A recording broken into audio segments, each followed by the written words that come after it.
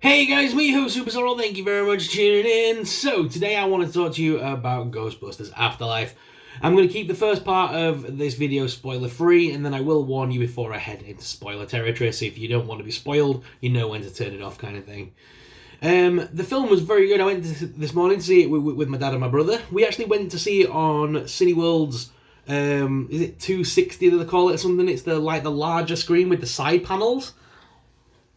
Admittedly, supposedly the film's been made for that, but it didn't necessarily need it, to be honest. I found the side parts were not just peripheral vision, it was kind of like obstructive at points.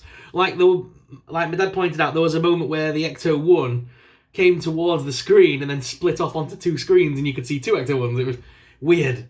So yeah, maybe we were sat too far forward, I don't know, but we sat in our usual place, and I just found the side screens a bit distracting at times.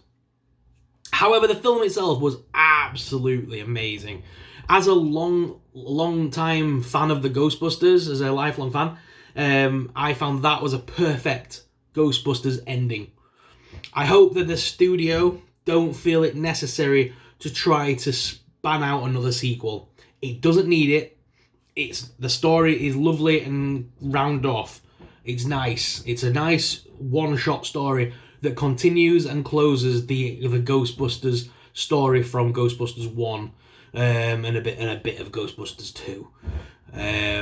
But yeah, it's nice to see that sort of story arc come to an end, and they did it so well. Like I say, as a fan of Ghostbusters my entire life, I was not disappointed by this movie. I found it absolutely amazing. Right, it's hard to discuss this film without going into spoiler territory, so what I'm going to do now is I'm going to start talking spoilers. So you have been warned. Spoilers ahead. Spoiler. I've said it enough times. So the story revolves around Egon Spengler's family, and you do see at the beginning of the film what has happened to Egon, and obviously Harold Ramis, who played him, is no longer with us. Such an amazing actor, but amazingly, we do get to see him again in this film, which is awesome. Admittedly, when people say at the ending they cried, yeah, I can see why. It was a very touching moment, and as I say, it closed off Ghostbusters perfectly. For me, I were a massive fan of Egon growing up, so to see him again on the screen was quite nice. It wouldn't have been a Ghostbusters film without him in it. It would have been weird just to have the three. So to include him in that the way they did, with such a touching sentiment, made sense to the story. And they made it around that, which is cool as well. The whole story revolves around Egon and his family. And all I can say, when they made the Afterlife toys, why have they held Phoebe back as like she's the main character of the movie? The whole film revolves around her.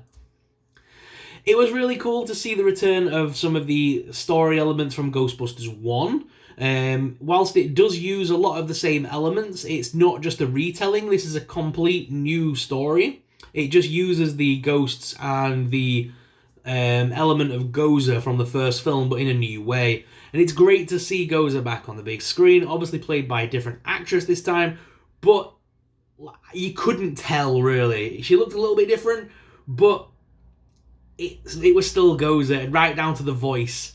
Are you a god? And it was cool that they used the original Ghostbusters. Actually, don't think they were 100% necessary. It was nice to see Bill Murray again, it was nice to see Dan Aykroyd, and it was nice to see Ernie Hudson.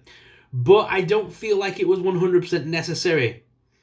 Yes, the bit where they end up making a phone call to Ray, and it's Ray Occult, that was a cool nod to the original story. I would have liked if they'd have fit the Ghostbusters in a different way, rather than them showing up to save the day. I would have liked these kids to get more hands-on and become the Ghostbusters themselves, almost. So like the next generation of Egon's family have taken over his mantle.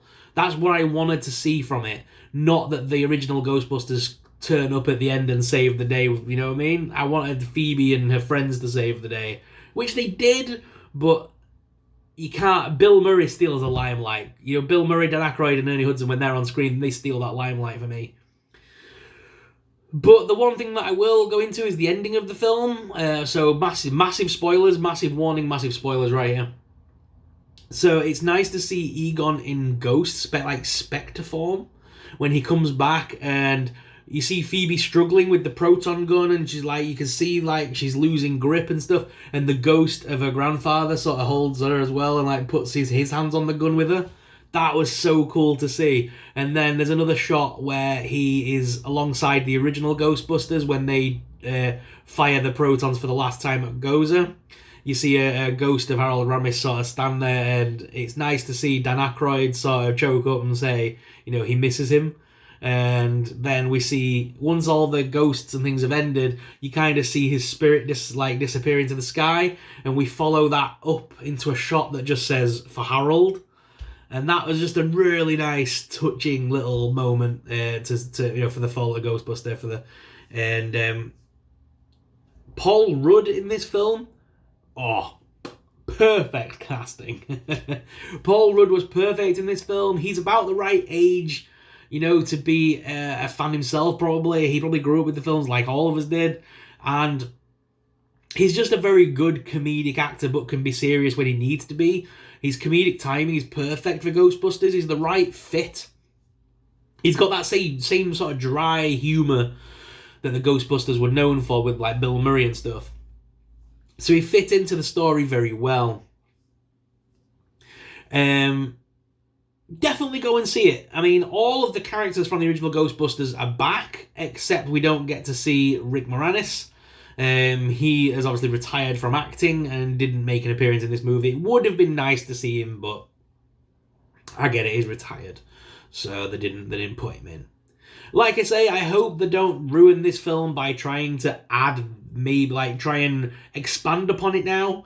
It's a nice closed off ending. We don't, as nice as it would be to maybe see Phoebe and her friends in another movie, I think that should be saved for a comic book, personally.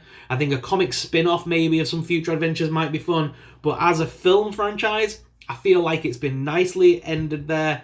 We've seen the end of the original Ghostbusters sort of reign, and we've saw that they have finally destroyed Gozer for good. We don't need anything else from that franchise. It is a nice closed-off 3-movie arc now. You know the studio's going to try and fit the 2016 one in, right? Please don't. But guys, have you seen Ghostbusters yet? Let me know your thoughts in the comments down below. If you have seen the Ghostbusters film, I'd love to know what your favourite moment is, but please keep it spoiler-free in the comments below for everybody else. Guys, thank you very much for watching. As always, I'm your host, Super Sorrel, and I'll see you in the next video. But until then, may the Force be with you.